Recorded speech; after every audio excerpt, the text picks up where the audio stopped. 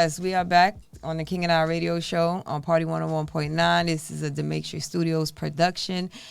And we have a special guest in the building. I know for a fact, actress, right? Yes. Okay. Youngtef. And you could let me know, I guess, if you got any other roles that you also, anything that you do outside of acting, or is that like your main? I'm an all-around entertainer. So I started entertainment, doing music. So I was rapping before this.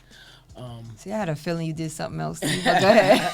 And I do stand-up comedy. I actually I've been opening up for like Talent, Adele Givens, Smokey Suarez. So that's kind of like my main thing right now, stand-up comedy.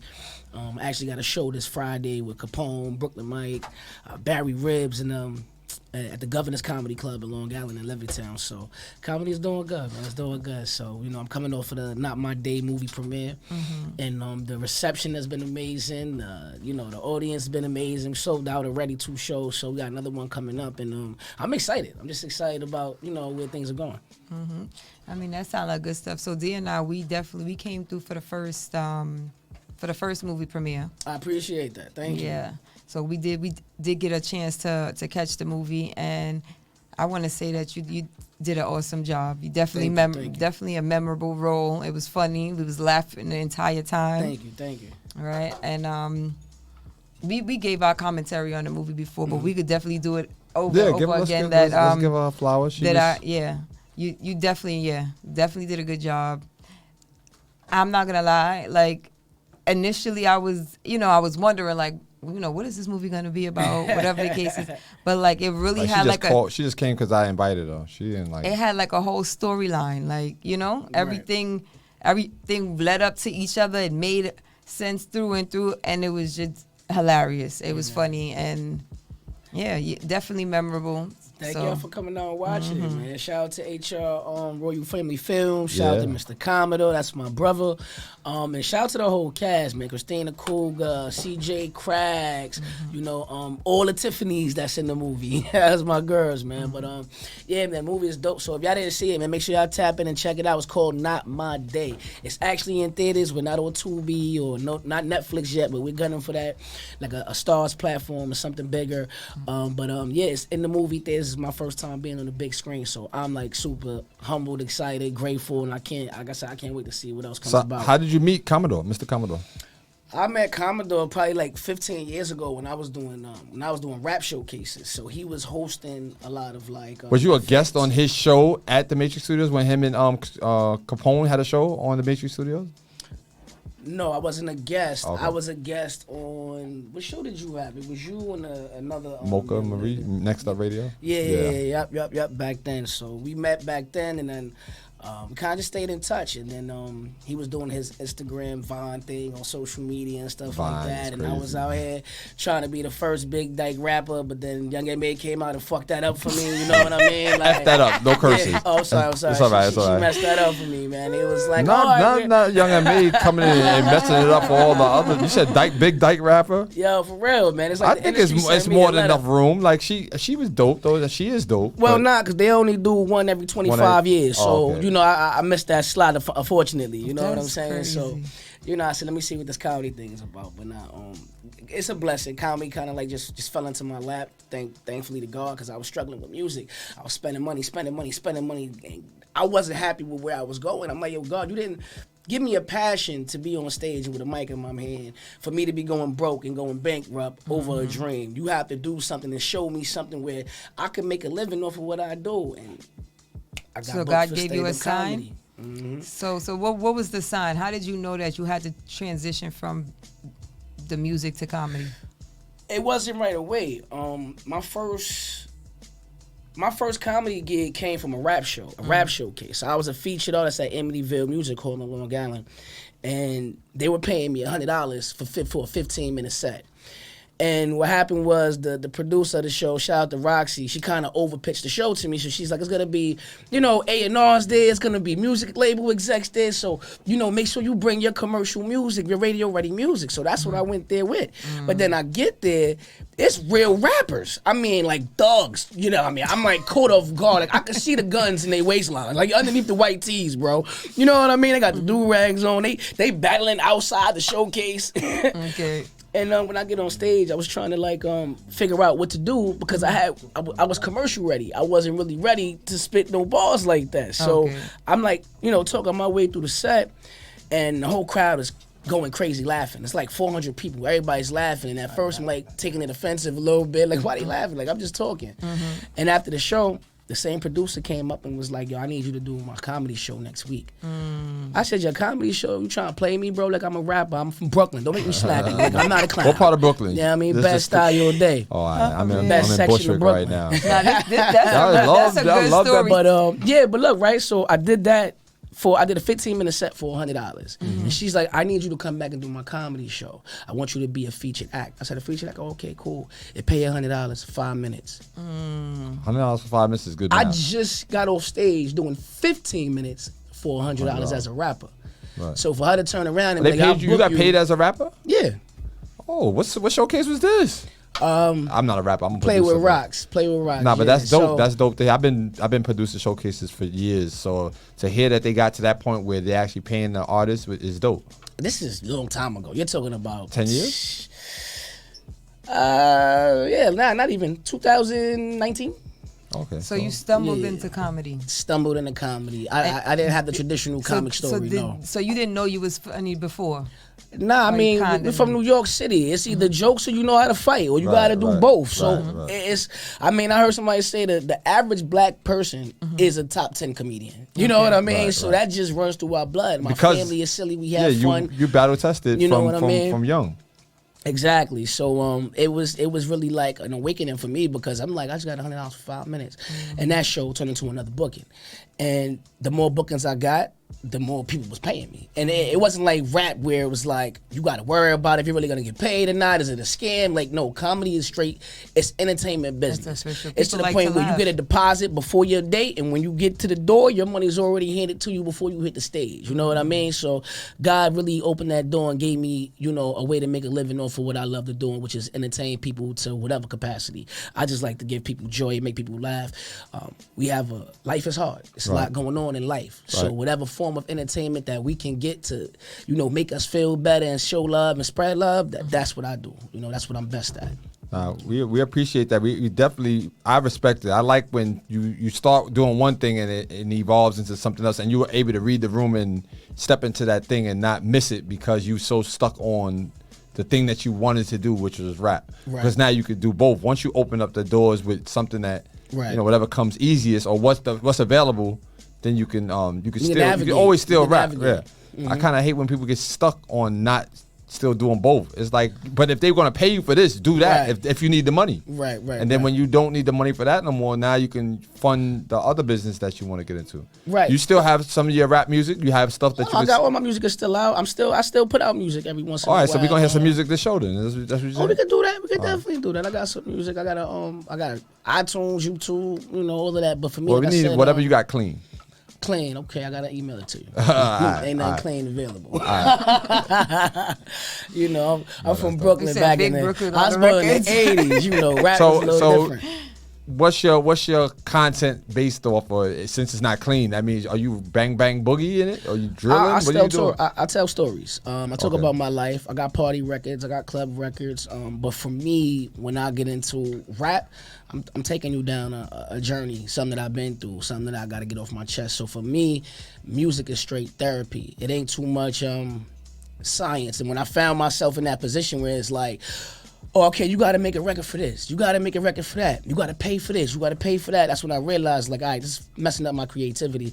I kind of got it, like, God, you got to give me something that I could really express, my creativity and not have to go the extra mile to get exposure for it. Right. You know what I mean? So, yeah, it's just so crazy. Like, a lot of my music, I would say, is like, it's motivational. Some of it is motivational. You're a motivational speaker, motivational comedian, rapper.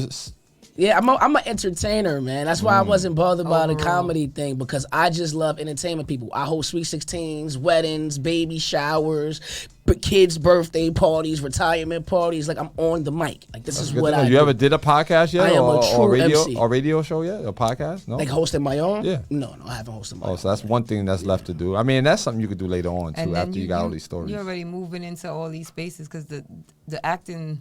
The acting is another thing. You just stumbled into that one too? Not always. So I thought my thing was going to be basketball, rap, acting. You wanted I didn't see stand-up.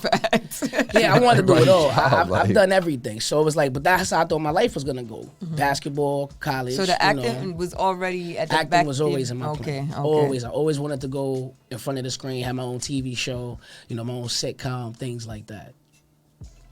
Shit, even a talk show. Sorry, excuse me. Nah, King gonna pay for it, so you can keep cursing. Like, she got it, because it is what it is. Let's do this. Let's get into some of your music then. Let's get into some of your music, and then when we come back off this break, we will talk. I want to talk about working with Commodore and some of the other comedians, and I seen it. There's a lot of big names. We're gonna name all the names that we seen in the film, and then we're gonna talk a little bit about the movie, and then what's next. Okay, cool. Right. Y'all stay tuned. We're gonna get right into this music. DJ Rock the Block, play something, and we're gonna be right back. You found the new Party 1019, New York's #1 for throwbacks. All right. So you know what it was. This is Party 101.9, and I'm happy to hear that you got all of these skills and you was actually ready. I asked you if you had music, and you was like, yeah. Some people come to the studio and they just be like, I gotta, and I gotta. I'm like, yo, you gotta do what? Like, are you gonna rap or you not gonna rap? Like, like, are you a rapper or not? But you said you was a bunch of things. So Furlong entertainers should come ready. Listen, if you prepared, for the topics, ready for the conversation, you don't gotta get ready. Right. Stay ready, so you have to get ready. That is a saying. So speaking of that, you meeting Commodore and being ready for that moment and getting in his first featured film that he produced, put into theaters, which was a big deal. What was that experience like? Just going through that process, all the recording, takes and all that. Oh man, it was fun. It was fun, the whole process. We was outside maybe for like almost 24 hours, from 9 o'clock in the morning to almost 8 the next morning shooting. You know what I mean? One day or like just a bunch of different days? Series, straight through. And how many of those days did y'all pull? Well, for my character, I only had to show up for like 2 days back to back, because I originally only had one scene. Right. And then I don't remember the scene vividly, but we don't want to give the movie away. You got to go see it on the 28th.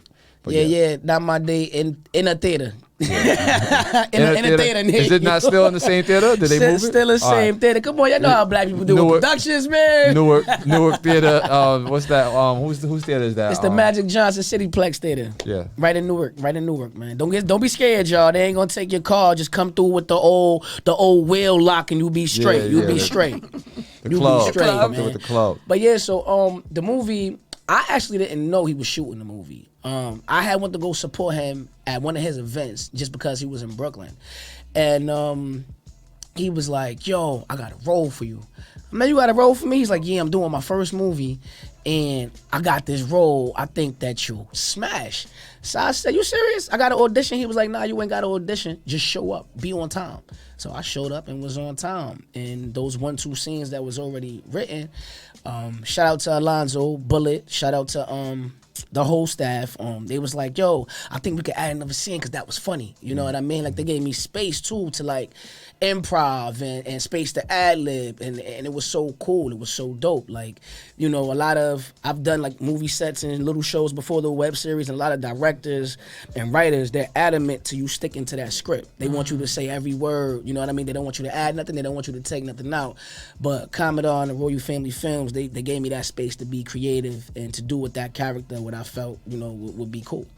So it was really dope. Like, and then for me not to have to audition and to be in a feature film, it's like, that's God. You know what I Right, mean? word. Now I Like, have to because I heard the audition. audition lines was around the corner when he was doing them. So that's, that was crazy. And you just And got the- in off a and- relationship. And then Yeah.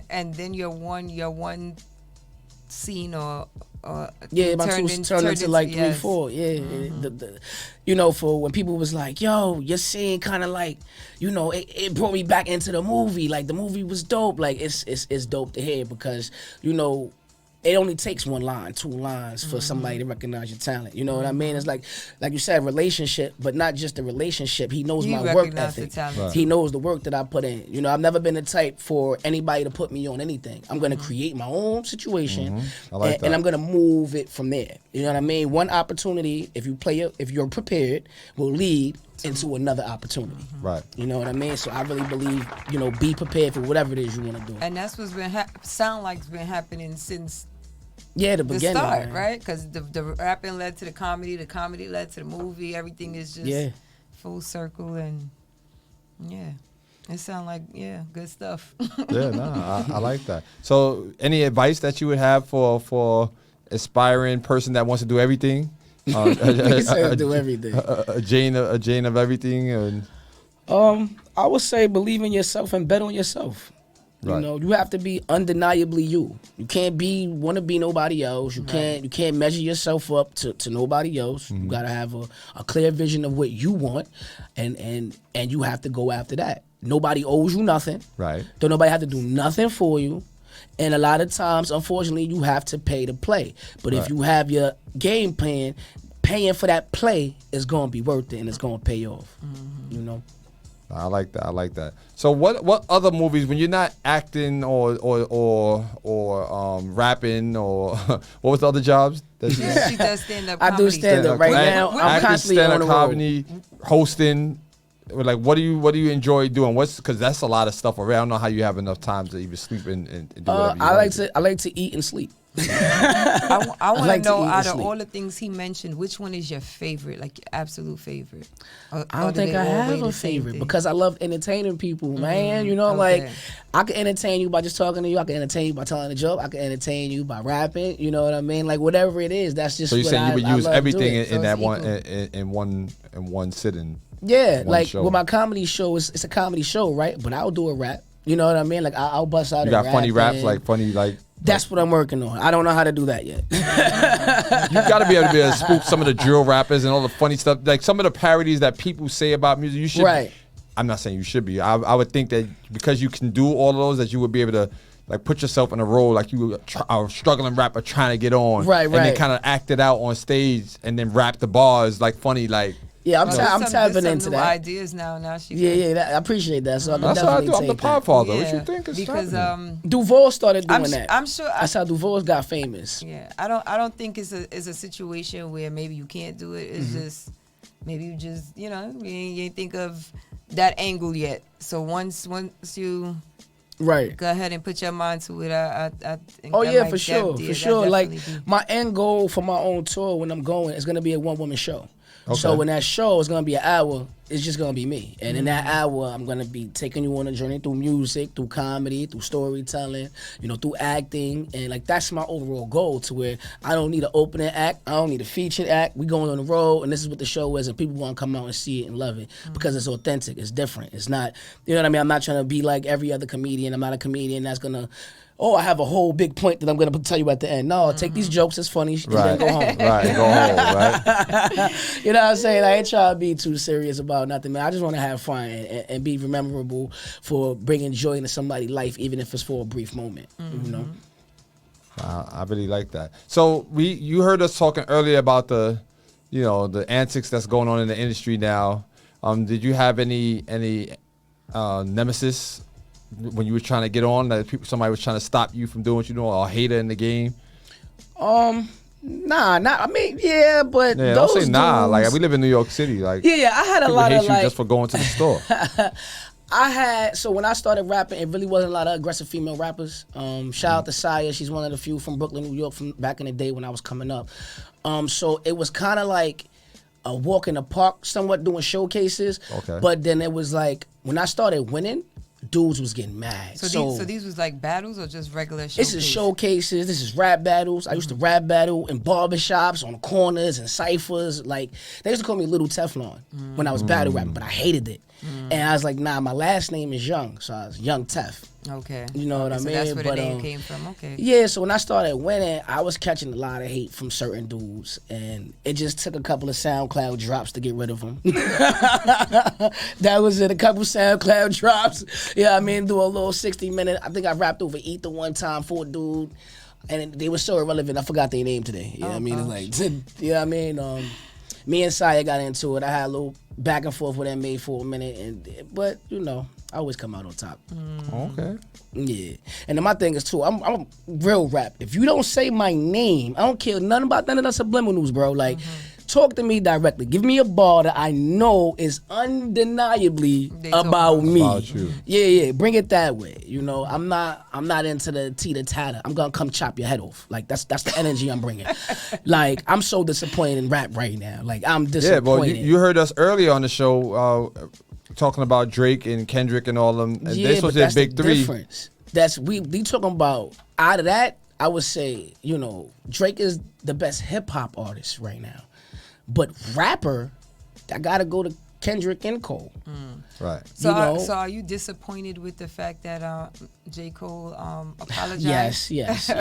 That was not hip hop like. That was not rap like. Let me not say hip hop. That was very hip hop-ish, but that wasn't rap. That's.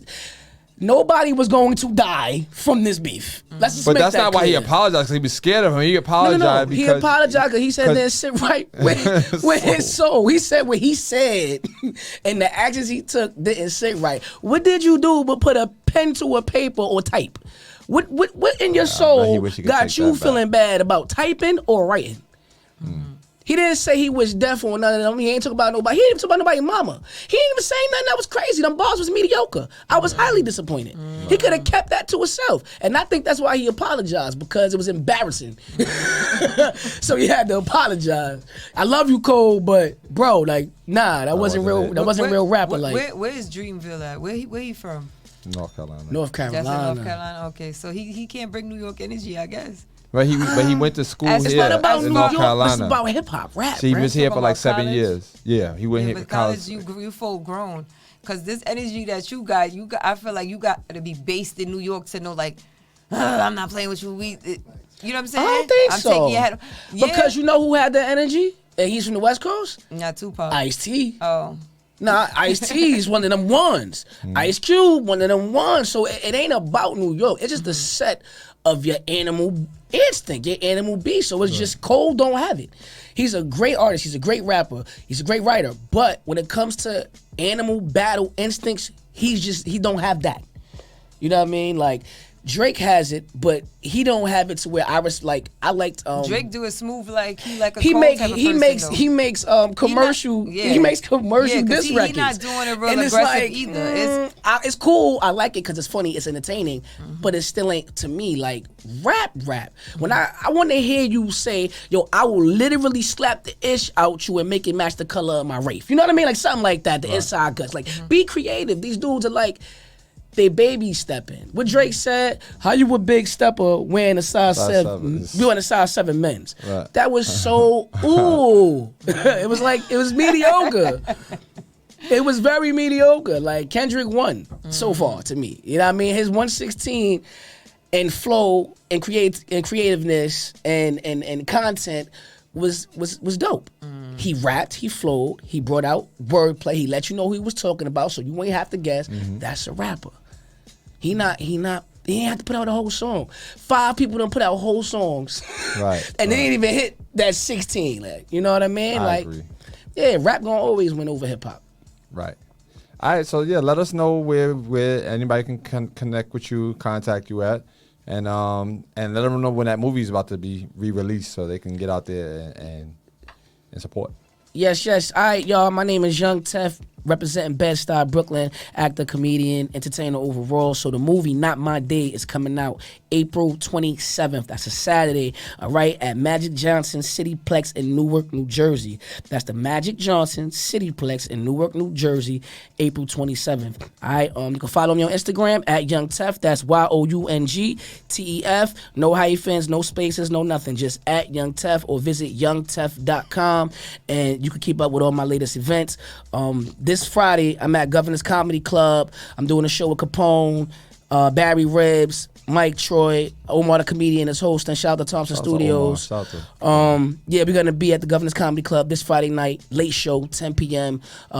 Go to my Instagram so you get your tickets, and yeah, I want to see y'all on my Instagram. Hit that follow button. Thank you to Matrix Studios. Thank you to King and I. Appreciate y'all for having me. Oh yeah, you know I got the merch on deck. You just gotta go to the site, follow my Instagram. You know what I mean? At Youngtef merch. I'm here. YT. Yeah. That's what it is. Yeah, support all entrepreneurs. That's what the new Blacks on Wall Street is whoever got a brand, whatever you got something going on, show off. Like, they're not burning us down like they did Tulsa. We outside on Wall Street. Yeah, shout out to the rap guard too. It's my guy over there holding down, looking it out for me. I appreciate you. Yeah, respect. All right, yo, at this time, we're going to let DJ Rock the Block take us out of here for the rest of the show, because me and King got some things to do, people to see, places to be. All right, so until next week, make sure y'all stay tuned. Next week's going to be an even bigger show. We just keep going up and up and up and up and up. All right, you got anything to say? No, she don't. She don't got nothing to say. No. Yeah, that's cold. Nah, we out of here. Till next week. Peace. You found the